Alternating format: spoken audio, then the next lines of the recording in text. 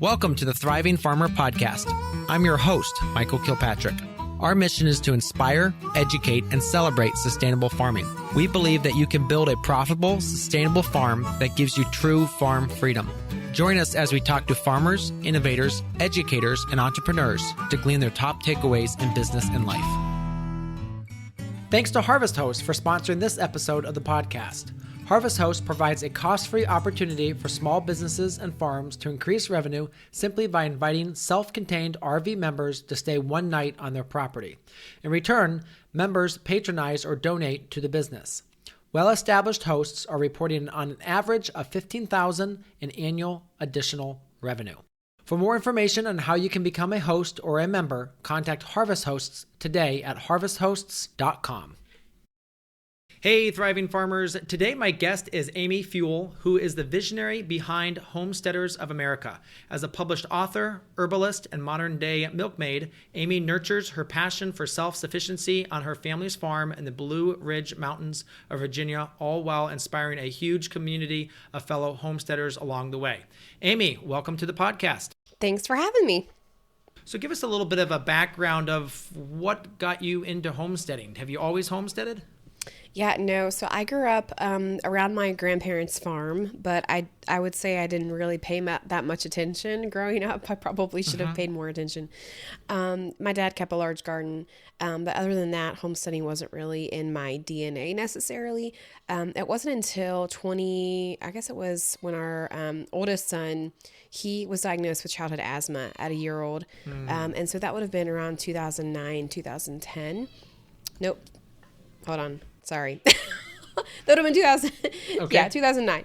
I get my years mixed up here. And so we started going down the path of herbalism and raw milk and just eating a better diet to help him with that because I didn't really like all the medicine he was on. And so that kind of started us down our journey of homesteading to where we are now.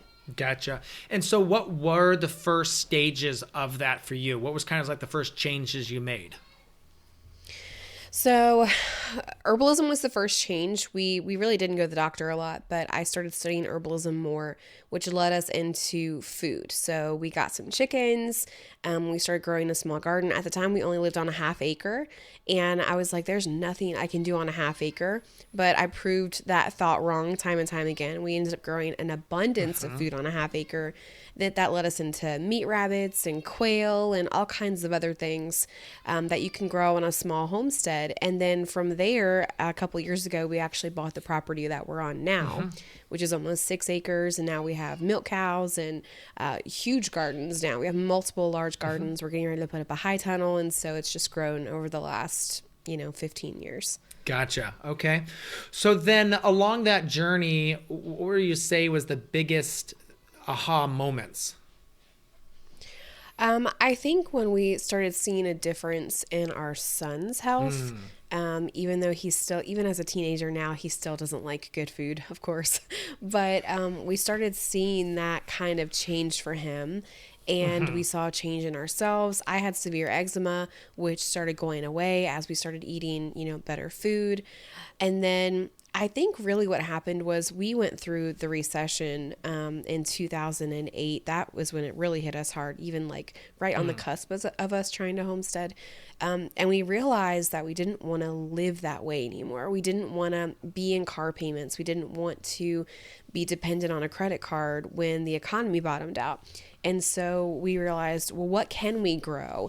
And if this is happening now, it's going to happen again in the next 20 years. It's just bound to happen again, which of course right now it's happening, right? And then for some locations in America. And so we just made that was our aha moment. We don't want to live this way anymore. We want to live a more natural lifestyle.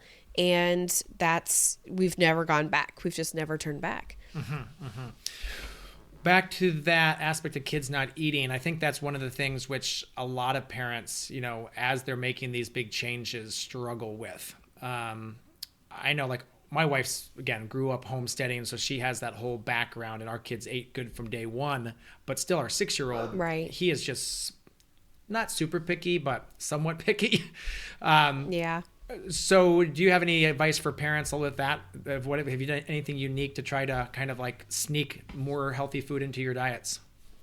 Yeah, so one of the best and easiest ways to do that is like through pasta sauce and different sauces and stuff. We've learned that there's a lot of ways you can hide vegetables in certain food, but probably the most unique way is to just give it to them. Keep giving them that food, and eventually their taste really change.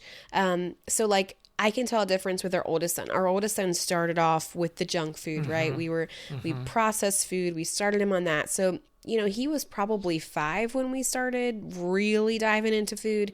And it was really hard for us to break that, but just continuing to offer him food and say, okay, this is your only option. Like, you have to eat it. Obviously, there's some stuff that none of us like, right? Like some of us as adults, we still don't like Brussels sprouts, even though I love them. But I can say it's easier for our younger children because we started them off this way. And so their tastes are completely and totally different. Like last night, our 4-year-old was just gladly eating broccoli at the dinner table and asking for it. He likes sauerkraut, like our 1.5-year-old. She loves sauerkraut, but it's because that was their only option when we first started introducing food to them. And so it's a lot harder with older kids because they know what their options are, right? Yeah. But starting them younger, it's so much easier to start them on that path. Yeah, it's last night our 2-year-old was 9 on a piece of shallot. And I was just like, really? Right. And but isn't it neat? It is, yes. I think it's interesting because if you look at what the common American diet is, there's so many. The sour is sugar sour, not sauerkraut sour. Right. And so again, our 2-year-old loves sauerkraut because from day one we just kept putting that in her food. And she'll even eat olives on occasion, which are kind of strong flavored as well. Yeah. So. Yeah, ours will too. Our 1.5-year-old, we just really started introducing olives just because they are harder, and she loves them. She just that tartness, that vinegar. Before I came in here, she was eating organic salt and vinegar chips, and I'm like, how? I don't even like them. Like, how are you doing that? Yes, I don't like those either. No. Oh my gosh. So like fire cider. So that's another one. Is like I absolutely hate it. My wife makes sure we take it because it's so effective for us. But our 3 kids, like our 8-year-old will take it pretty well. The 6-year-old, not so great. But the 1.5-year-old, I mean, she'll take it. She'll pucker up. But then, she's good to go. So, it's fascinating what they can take if we start to train them properly. Yep. So let's talk about that. You started on a 1/2 acre. You started with, that backyard, trying to figure things out. When did you start realizing there are other people out there that needed this information as well? So I'm in Virginia, and Virginia growing up and even now is still a very heavily populated farm state. I know that sounds kind of crazy for people who don't live here, but when you grow up in rural Virginia, it's just farms everywhere, mostly dairy farms and beef farms, and a lot of chicken processing farms, especially where I am. And so I had farmers around me, but I didn't necessarily have homesteaders around me. Like even my grandfather, who was a farmer until his later age, before passing away, he was very much that mindset of chemicals and do it the way, he was taught to do it. And so it's funny because I actually wrote, when I wrote my herb book, he sat down and he read the whole thing. And I wrote a chicken book and he sat down and he read the whole thing. And I remember him calling me and saying, wow, I never knew this stuff. And he's in his 80s. He's like, this is crazy. I didn't know any of this. And so what happened was in 2016, we'd been homesteading for a couple years, and at the time I worked for a media company. I've worked in magazines and newspapers my entire career. And so I wanted to be a stay-at-home mom, and I got to the point where I could actually quit my job. And so I quit that job that July of 2016.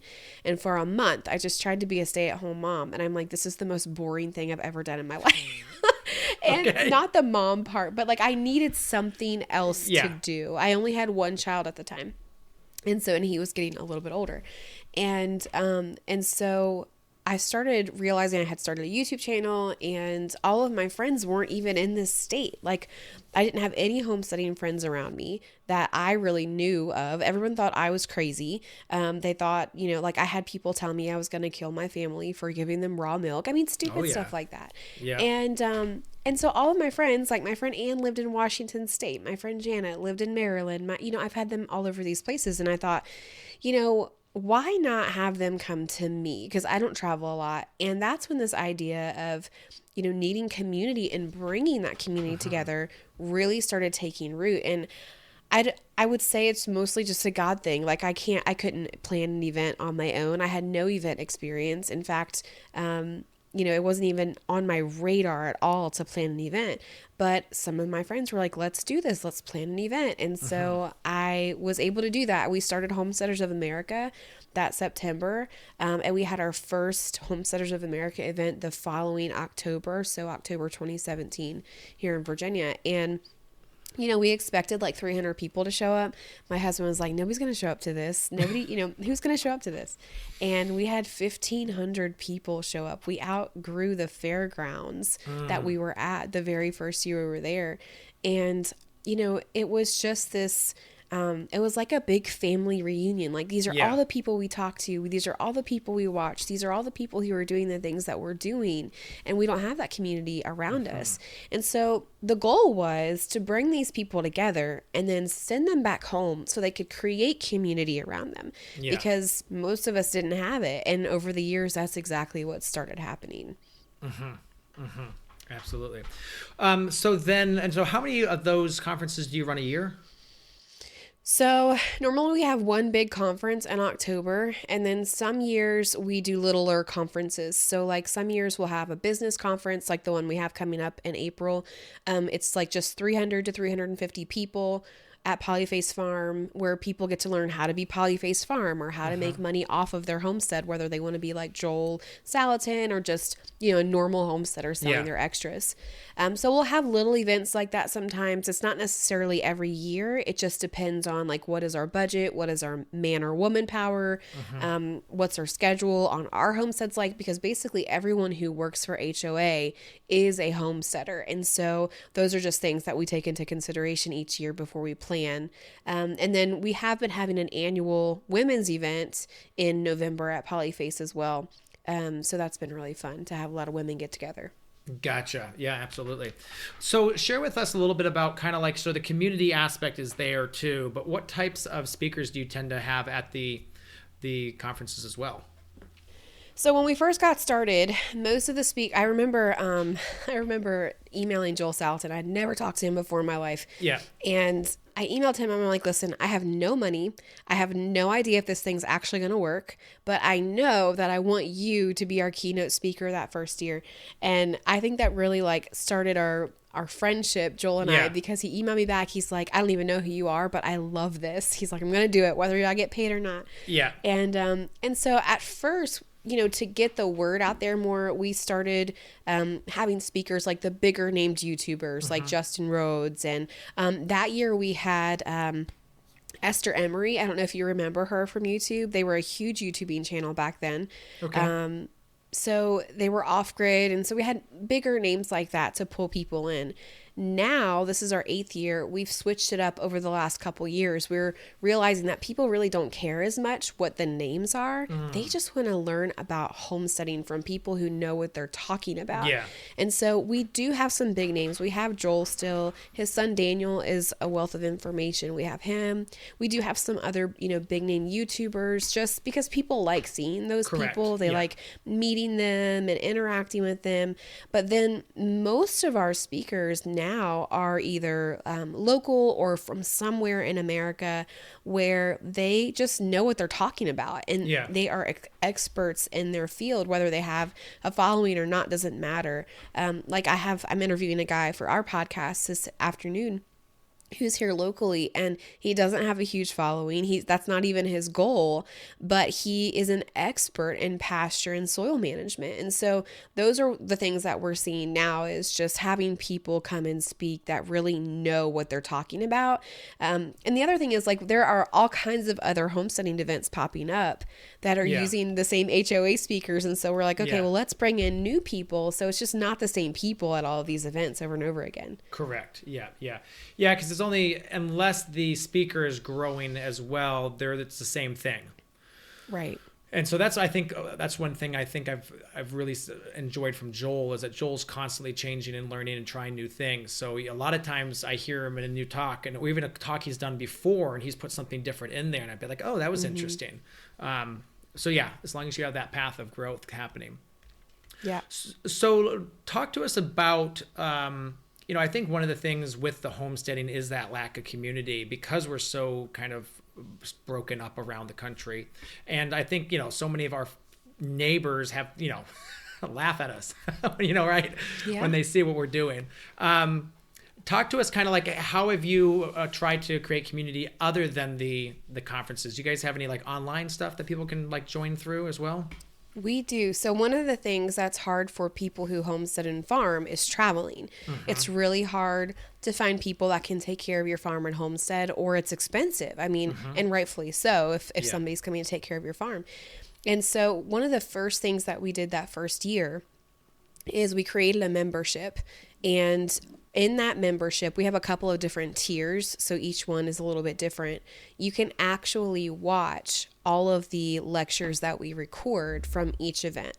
And so you can actually go back to the very first year and watch lectures from the very first year of these speakers that are teaching you. And so there's literally thousands of hours of video content, ebooks, PDFs, homestead management tools like Planner and, livestock records and all kinds of things with this membership that you can get access to, because the reality is that I would say most people can't travel. It's very expensive to travel. And so we were able to put that together so people could really utilize that as the go-to homestead library, where there's probably just about every topic you could ever imagine on there. So we're in the process of kind of organizing it a little bit better right now. And then we also have the podcast. We have an HOA podcast. We put out 1 to 2 podcasts new every month. And there's topics from, homesteading to herbalism to motherhood to soil health and dairy cows. It's just, there's so many topics on there, and we're expanding that this year too. So there's a lot of different options through the HOA website that people can find and utilize, whether they can come to conference or not. Yeah, absolutely. Very cool. And when did you guys start the podcast? So we started it maybe three years ago, but we've really started honing in on it last year. So 2023 was the relaunch year for us. Gotcha. Okay. Yeah, because I was just looking at that page on your website. You've had some, we've had Jill Winger on. We've obviously had Joel on. We've had John on. There's some other folks here, which is good to see as well. So yeah. So talk to us a little bit about some of your homestead, because you have some courses as well as some books out there. Talk to us a little bit about kind of like what you've done personally. Yeah. So one of my passions is herbalism, since that's what we first got into homesteading with was herbalism. And what I realized when studying herbalism was that there's not a lot of great information out there when it comes to herbalism. And it was almost like people wanted to kind of hold that information captive, or there was some like really weird woohoo stuff with it that, we just don't want to, want to learn about herbs, right? Like, I don't need to know about the, spiritual essences of those things. And so I had a lot of people asking me to write a book, and that's what I did. So I wrote an herbalism book with Lions Press, and then about a year later, I wrote a chicken book, a natural chicken keeping book, because a lot of people were getting backyard chickens. They were getting sick, or they were getting lice. They didn't know how to treat them naturally. And so I wrote an entire book about that as well. So those are the 2 books that I've written. I would like to write another one, but I just haven't gotten into that yet. The herb book is really beginner, and a lot of people have learned so much from that. But to go along with those, I have a membership on my Substack, and I post new herbalism content on there that people can learn in-depth herbal profiles, where you learn about each individual herb and how to use it and what the dosage and safety information is. So there's just a lot of stuff on there that you can find, including I have a virus course that I put together on there, because people ultimately, if you don't know how your body works, then you won't know how to use herbs. And so it's kind of liberating when people, they have that aha moment. Like, I had no idea that my body actually knew what it was supposed to do. And I've just kind of been thwarting that. And so there's a couple of options on there for that: herbalism and membership and blogs and all of those things. And then the books.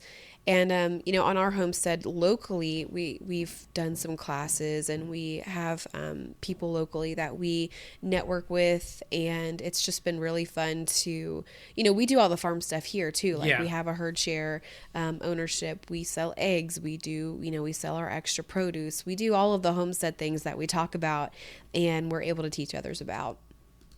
Yeah, absolutely. So then talk to us through them. What's your favorite herb? Oh, that's a hard question. That's like totally unfair, right? I don't know. That's hard. So I will give you my go-to tea. Like, it's my go-to tea because it helps all kinds of things. It's chamomile, lemon balm, and peppermint. And it's a great antimicrobial, it's anti-inflammatory, and it just tastes good. Like a lot of herbal teas don't taste good. So those are kind of my go-to. If I had to choose like a favorite herb, I really like milky oat tops. We saw that a lot during the pandemic. And that's really actually during the pandemic, the herbalism side of this blew up for me because there was so much misinformation out there about health in general. And so I was doing like daily live streams at one point to combat the misinformation that was out there. And at the time I was actually repping like a network marketing company for some essential oils, which we don't use that much anymore. And so I never mentioned essential oils. Like, not one time did I mention them. But because I repped them, I actually got a letter from the FDA like saying, we're going to shut you down if you don't stop talking about this. And so, of course, everybody who knows me is like, well, let's go full speed ahead. Let's just keep going. And so, that's when herbalism really took off for me, and teaching people like there is a better way. You can do this. You can support your family naturally without going to the doctor. So let's stop there, because that's always very interesting when you get one of those letters. Because I've had multiple friends that have gotten that too. They were going after you because you were just talking about the health benefits of herbs, or you were selling. I wasn't really even doing that. I was just straight up talking about misinformation on the pandemic and health. And I was talking about like herbalism, like herbs that can help you. But I was never talking about anything else. I wasn't talking about essential oils. I wasn't talking about, any kind of product that you can buy online that could get misconstrued. None of that. Yeah. They just, you weren't giving them product simply, recommendations. right. They just simply didn't even like what I was talking about. Yeah. Yeah. Well, that's control. Oh, yeah.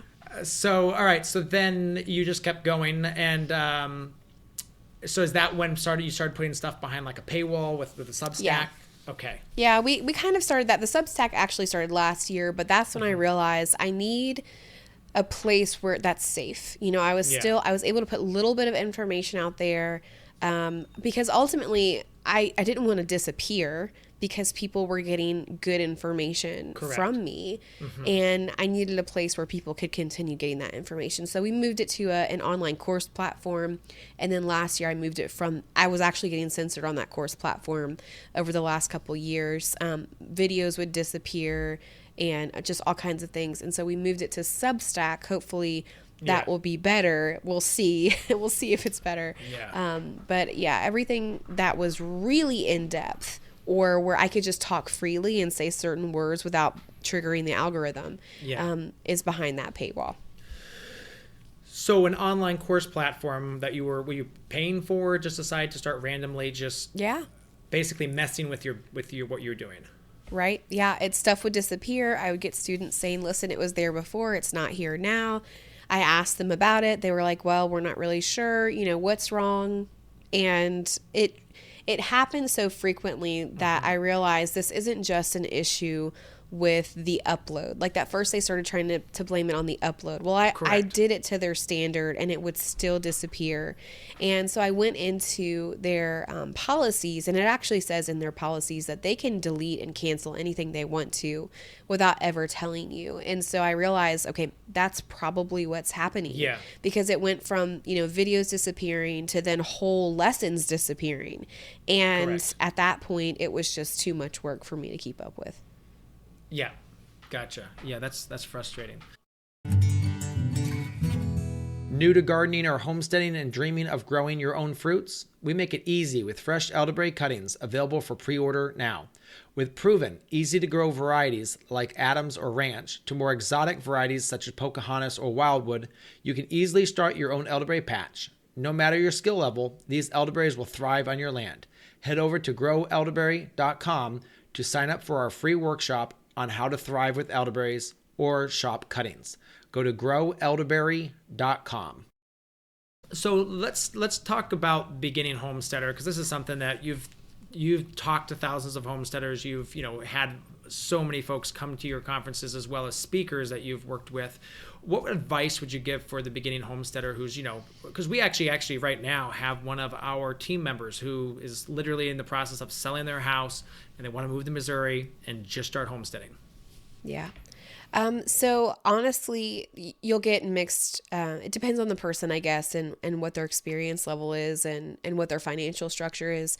But I will say that, you just have to do it. Like none of us are, most of us, not none of us, but most of us are not prone to knowing how to do these things. Most of us are learning. If you're going to start a garden, guess what? It's going to fail the first 3 years that you plant that garden. And then you're going to realize, okay, what am I doing wrong? Let me learn about this more. And a lot of that, yeah, you can learn that online. You can learn that by going to a conference and reading a book. But the best experience is just doing it and being finely in tune with what you're doing. Like I grew up around cows, but I really didn't learn that much about cows until we had cows of our own. And I'm still learning about cows. Like I still don't know everything there is to know about them. But what I've realized is when you are intimate with your garden or your cow or your chickens or whatever, you start noticing things that a normal person wouldn't notice. And so I just tell people to embrace that. You're going to go into this and you're going to fail. It's just inevitable, whether you're experienced or not. I mean, there's people I know that have been doing this for 30 years and they still have things that fail. Yeah. But giving yourself just grace in that and just doing it. Don't get yourself into a financial issue, but just go into it. I mean, you're going to hear a lot of people that tell you don't jump in all at once. And I agree with that. I agree with setting up your structure and your infrastructure, but at the same time, there's never going to be a good time to jump into anything. And so I just say go with your gut and just have fun with it. Just, have grace and have fun with it. Absolutely. What would you say to someone who's buying land? Do you have tips for someone who's buying their first piece of land? So I would say really pay attention to what the land has on it. So a lot of people will find cheap land and they won't really look at it very well. They're just like, oh, this is really cheap, let me buy it. And that's fine. It can be developed, but a lot of that land has swampy areas on it or it's just straight up rock. And, if you're buying a wooded property, you have to consider all the clean out that you have to do with that, which is fine. I know plenty of people that do that. And we live on a partially wooded property. And so just take into consideration those things. One of the things that we really found important for us when we were looking for land was having a water source or having a nearby water source. Yes. So that if we ever did lose electric or we ever did find ourselves in a situation where we needed access to water immediately and it couldn't come from our house, then we could easily get that water. So just considering those things on the property. And if you're building, I mean, that's another thing that you need to consider. Are you building on a swamp? Are you going to have a sump pump because your soil doesn't drain? Those are all a lot of options. There's actually somebody who emailed me recently who wrote a book about buying land as a homesteader. I haven't read it yet, but there are those resources out there that you can kind of search for and find a lot of information. Yeah. Absolutely. And so someone who's building their house on their property, have you found that a lot of the folks that are coming to you have found certain states are better for moving in for homesteading than others? No. And so that's a question that we always get. A lot of people will ask us, what's the best state to move to homestead in? And over the last few years, apparently everyone thinks that's Tennessee. And yes, unfortunately. My belief is that that's going to backfire majorly. And, so the reality is that laws and leaders change so much. True. Virginia is one of those prime examples. I mean, Virginia was a Republican conservative state for decades before suddenly we had a very liberal Democratic governor who put the smack down on a lot of things, a lot of freedoms here. And of course, now we're back to being conservative again. Kind of, I say that kind of, but, you know, and so laws change a lot, freedoms change a lot. And so it doesn't really matter what the politics are in a state. It really matters on, you know, what is the state like? Are you moving to Arizona where there's like no water and, you know, you're really going to have to work it this hard? Of course not. I mean, there's homesteaders there that are doing it, but, Correct. you know, consider your eastern states or your states that are really green, that have really good quality soil to an extent, and that have 4 seasons. I mean, those things are the things to really look for.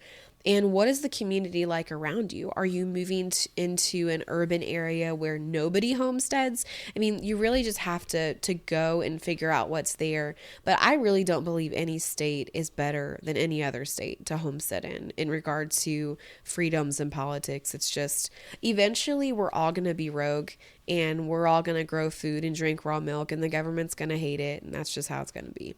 Yes, but maybe we should pick a state that we all move to, that we can all be rogue together.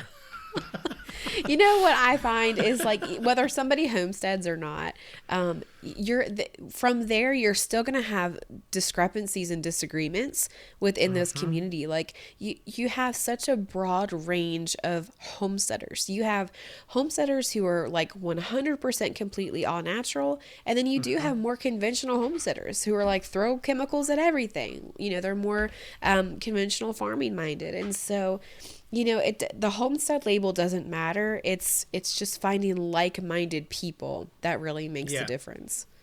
And it seems like your companies have navigated that rather well and not gone down one rabbit hole or another, just tried to be like, hey, we're providing, you know, info on how to do this, and we're trying not to get caught up in the whole, I guess, topic of the day, as it were. Right. Yeah. I mean, we try to diversify our topics because, you know, not everyone wants a cow. Not everyone wants a, 1,200 square foot garden. Not everybody wants those things. In fact, most people are living on small acreage or urban homesteading. And so, last year was the first year that we actually brought in a politician. We brought in Nick Freitas. And the reason for that is, one, he's local here to Virginia. 2, he's been very instrumental in like raw herd share laws. And 3, he kept it very neutral. Like his talk, like he knew what he was getting into. He straight up just talked about facts. It didn't matter whether he was a Republican or a Democrat. And that's why I brought him on, just because from knowing him and knowing he would keep it neutral and just talk about the facts of laws and homesteading and farming and why they're important. And so we got a little bit of kickback on the fact that we had a politician there.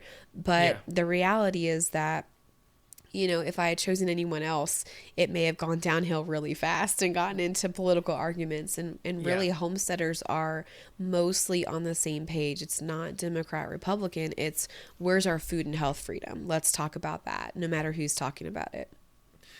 Yeah, that was something actually I was talking to my wife about last night, is so many people want to do this, but a lot of times they've made choices, or unfortunately it's happened to them, where they just don't have the possibility to get into this sum of freedom. It's like just the big one of debt for so many people. So many people are, they have student debt or they have home debt, and they just can't, opt out of the system. So that means they have to have the regular 9-to-5 job, which means that they can't move someplace. They can't find that 9-to-5 job. Yeah. One of the things, like I said, when we first started, we were in a lot of debt. We had car debt, loan debt. We owned our own house. We had just bought our own house the year before. Yeah. And of course, so that was scary, when the recession hit. And a lot of people don't like to hear this, but we went without a lot of stuff to pay off that debt. Since I was staying home most of the time, I didn't have a cell phone. We didn't have Netflix. We didn't have, Comcast. We had the slowest internet we could find that, that we could get by with to use. We watched DVDs. We didn't have a home phone. We just had a cell phone for my husband's cell phone if he needed it. And we lived very, very minimally so that all of the money that was coming in went to paying off debt. And then when I realized that, I could work my 9-to-5 job that I had, and then I could come home, make dinner, take care of my kids, put them to bed. And then for another 5 hours, I was working. I found jobs that I could do from home that, I started a photography business. I started, teaching other people how to do various things. And I worked until I was so tired. But all of that, it added up really fast so that we could pay down that debt and get to where we are now. And so, the homesteader way is to work. It's just to work. And sometimes we have a couple years where we have to work to pay down that debt to get to where we want to be. Yeah. That whole live like no one else so you can live like no one else aspect. Yeah. It's interesting because like my wife and I, we reevaluate a lot of our ongoing expenses, and we just found a cell phone plan. We were paying like $80 a month for the 2 lines, which isn't bad. But then we realized, oh my gosh, there's this new company because we are always home all the time. We can cut our data to like 2 gigabytes. And now I think we're only paying like $30 or $35 a month. Yeah. So there are those things, and we borrow Netflix from one of our family members. So yeah, there's a lot of things that you can do, and we do not drive new cars. Right. Yeah. I have never bought a new car. We just did. Okay. So for the first time, we've been married almost 18 years. And, because we finally got out of debt and now our money was just going towards business, we realized we needed more expenses, which is the opposite side, right? Like it's correct. We don't want to give our money to the government. So what do we do with it? Right. No, and so, for the first time, we just bought a new vehicle last year, and I'm just like, oh, this feels weird. Like, I don't like this very much. And my poor husband, he's like, I don't even want to use it because I'm going to get it dirty, So it's like, there's nothing fun about it. Like, there's nothing fun about a new vehicle because you're always scared something's going to happen. But there's little things that add up, right? Like you were talking about borrowing Netflix and switching your provider and all of that. And those things add up. Like, I don't think a lot of people realize. I know people who pay like $200 a month for their cell phone service, and you can get like a burner phone service and pay like $30 a month, and Correct. So there's stuff like that you can change and get out of contracts and save so much money. Well, we just, for the other business, we have a line now for the store, and that line costs us $72 a year. But it doesn't have any data because, again, it stays in the store. Right. It has Wi-Fi in there, and all they need to do is be able to have phone come in. But yeah, and I think that's the thing is like my wife and I, when we filed our taxes this year, we immediately got a letter from the government saying, hey, did you guys know you were eligible for, Medicaid for the kids or Medicare for the kids? Because again, we invest a lot into our businesses and we live very frugally, and a business can pay for a lot of our expenses too. And I think that's something that we really push because we work with farmers in our trainings is that, look, when you set up a business and set up it properly, there is so much that you can expense. You can literally double your income overnight. Yep. Yeah, absolutely. Your suggested income of what it would look like you were living off of. Because again, your vehicles can be written off, your phones can be written off, much of your house can be written off. You have to be careful on that one. But like our house, our kitchen is where we run our sourdough classes. Our basement is where we store a lot of our long-term storage and our fire ciders. Right. We have an office in the house. So there's just so many different expenses that, now come off what you're paying. And if you look at, again, this goes back to the freedom. If you look at what the government's spending our money on, there's so much of it that I don't agree with. So why would I want to give them all this? Exactly. I did see an article the other day about there's some billionaires out there that say, yeah, you should raise the tax rate. And I was like, if you're onto that, you're more than happy to write them a check. Go for it. Right. You just do it. Yes. I know. Yeah.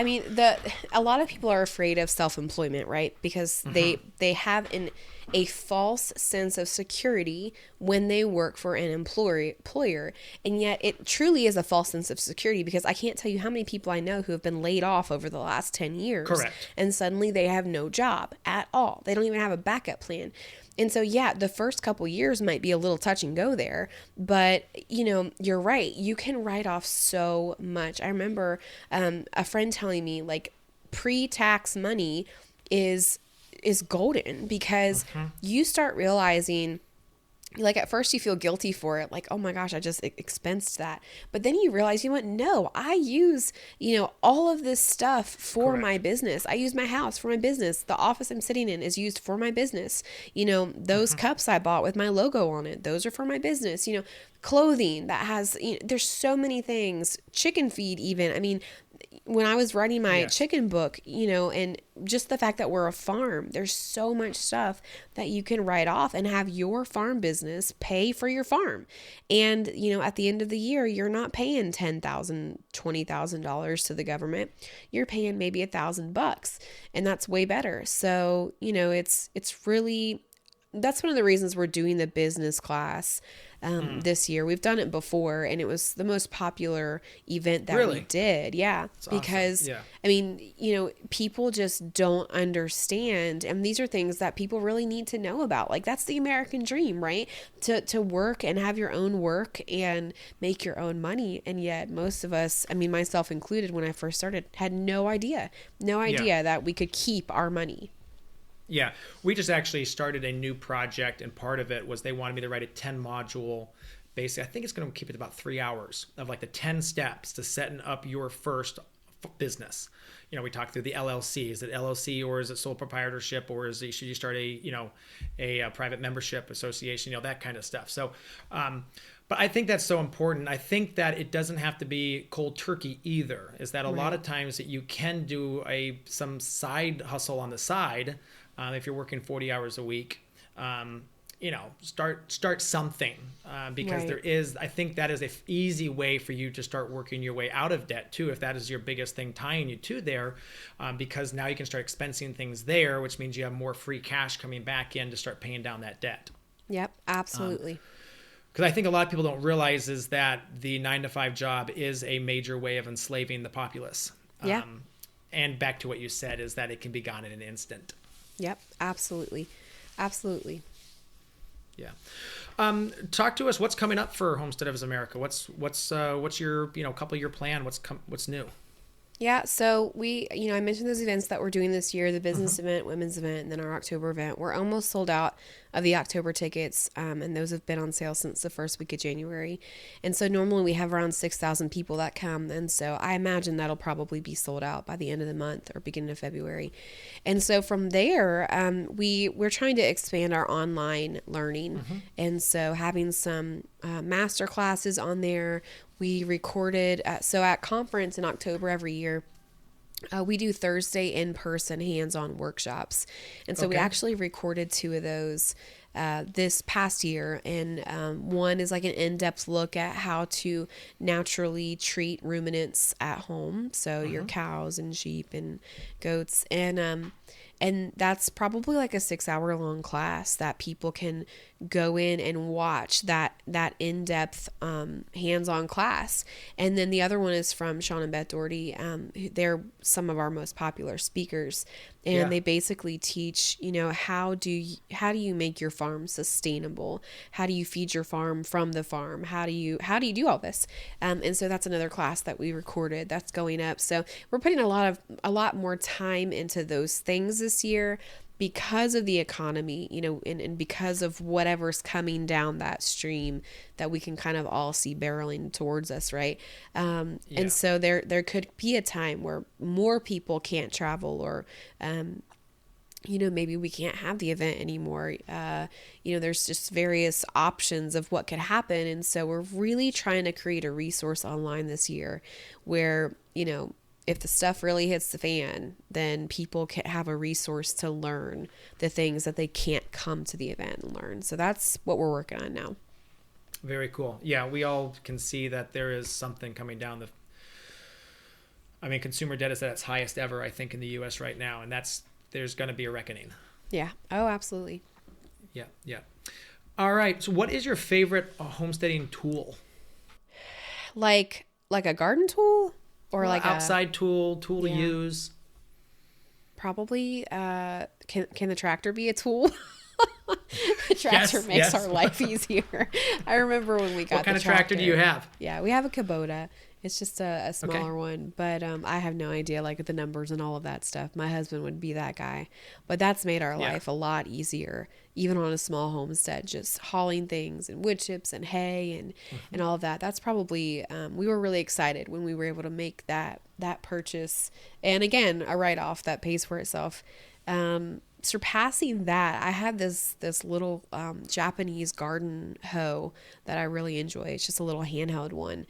It makes weeding beds and stuff so much easier. I remember my husband brought it home from an estate that he was cleaning out one day and sharpened it up. And I'm like, why have I never seen this before? Like this was a few years ago. Yeah. And I've looked online to try to find the same thing, and they just don't exist anymore. And so that's been probably one of my favorite things.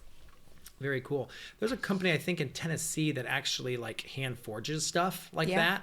So I wonder if you're able to send pictures and stuff, they might be able to start manufacturing. Maybe that's a good idea. It's a good idea. Yeah. Well, Amy, thank you so much for your time today. Really appreciate you coming on and sharing. It's been a pleasure. And thanks for being willing to come on. Yeah, thanks for having me. All right. So there you have it, another episode in the books. So I'd love if you would hop on over to iTunes and leave us a rating and a review. Those mean everything to us. We love to hear what you're thinking. If you have a podcast guest that you can recommend, please pop on over to the Thriving Farmer Podcast website and leave us a review. That's thrivingfarmerpodcast.com.